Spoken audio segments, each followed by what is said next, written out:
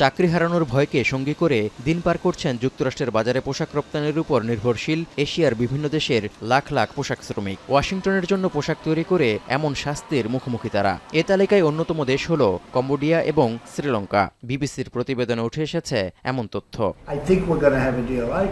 মার্কিন president Donald ট্রাম্পের ঘোষণা অনুযায়ী আগস্টের প্রথম দিন থেকে কম্বোডিয়ার পণ্য 36% এবং শ্রীলঙ্কার পণ্য 30% শুল্কের মুখোমুখি হবে, যার কারণে যুক্তরাষ্ট্র থেকে পোশাকের ক্রয়াদেশও কমার শঙ্কায় দেশগুলোর উৎপাদকরা। অথচ নাইকি এবং লেভিসের মতো নামকরা মার্কিন ব্র্যান্ডগুলোর পোশাক তৈরি হতো দেশগুলোতে, কিন্তু অতিরিক্ত শুল্ক ঝড়ে অনেক প্রতিষ্ঠান বন্ধের ঝুঁকিতে রয়েছে।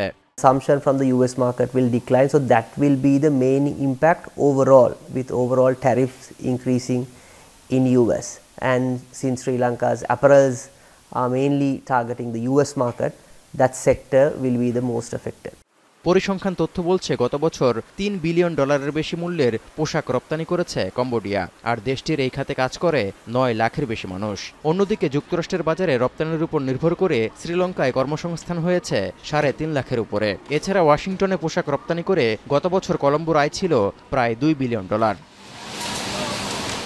এদিকে ট্রাম্পের শুল্ক চাপের মুখে বাংলাদেশের পোশাক প্রস্তুতকারকরাও। আগামী মাস থেকে পূর্বের 15% সঙ্গে অতিরিক্ত 35% মার্কিন শুল্ক যোগ হলে পোশাক রপ্তানির ক্ষেত্রে ক্ষতির মুখোমুখি হবে ঢাকাও।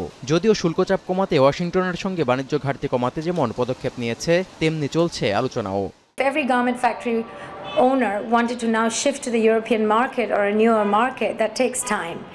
At least 6 months to a year, we're thinking, and that's not going to happen overnight. So of course, factories will start shutting down. চীনের পর বিশ্বের দ্বিতীয় বৃহত্তম তৈরি পোশাক রপ্তানিকারক দেশ বাংলাদেশ। এই খাতে বাংলাদেশের পরে থাকা ভিয়েতনামের কাঁধেও অতিরিক্ত 20% শুল্ক চাপিয়ে রেখেছে ওয়াশিংটন।